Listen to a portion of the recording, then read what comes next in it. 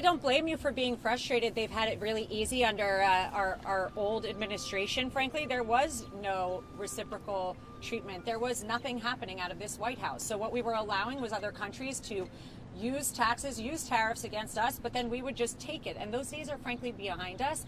President Trump is going to put America first. And by doing so, he's sending a strong message that people need to recognize that if you're going to hurt us economically or importing or exporting, we're just going to be fair and say you're going to get the same thing back. If you're going to be unkind to our soldiers, to our patriots, to our country, if you're not going to respect the Oval Office, we will treat you in kind. And that's really what President Trump is doing. But don't you see there is some downside to this, just relationships with other countries? No, I think it's an adjustment. I think that, listen, we're peace through strength. Period, the end. That's what it is. So yes, it's uncomfortable. If you're used to getting whatever you want, just like the federal workers that are upset that they're being asked to return to work. If you're used to something for a very long time and then all of a sudden you are being held accountable, that's uncomfortable for some people, but they're going to have to get used to it. It's a new administration. We're putting America first, but we're also going to create a lot of peace. If you look at what President Trump has done, bringing hostages home, taking care of our people, but also taking care of the world. We need peace in this world. He's working incredibly hard as the leader of the free world to do so and to facilitate that. Yeah. And on Afghanistan, what is President Trump's policy on dealing with the Taliban in Afghanistan? I'm going to let the president speak to that. What should viewers expect tonight? Well, there's obviously a tremendous amount of wins that we've had in the Trump administration since we started. If you look at the DOGE cuts, we're going to mention those.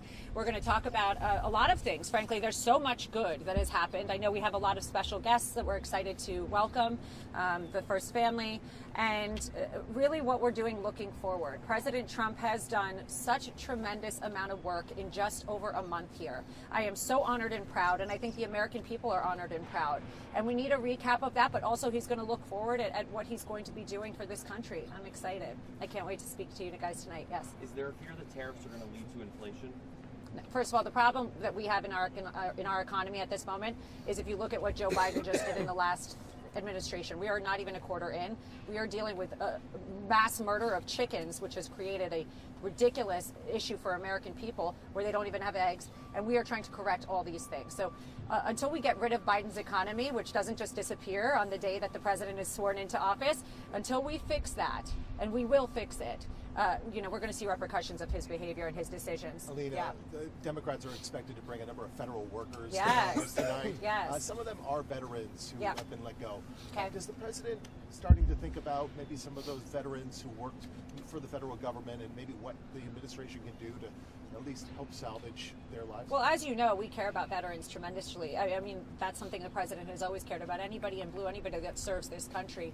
But at the same time, we have taxpayer dollars. We have a fiscal responsibility to use taxpayer dollars to pay people that actually work.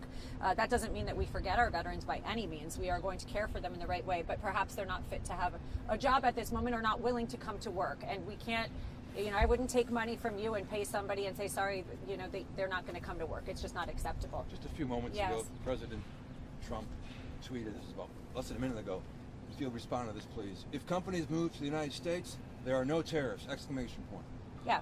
So again, economics for America. If you come into America and you're going to make, and if you look at it, by the way, there are plants that are being shut down overseas because they're seeing economically it doesn't make sense. Do it in America. America first. Create cars in America. Bring your business, build your factories in America, and you will be treated kindly. Thank you guys so much. I'm looking forward to tonight. Thank you.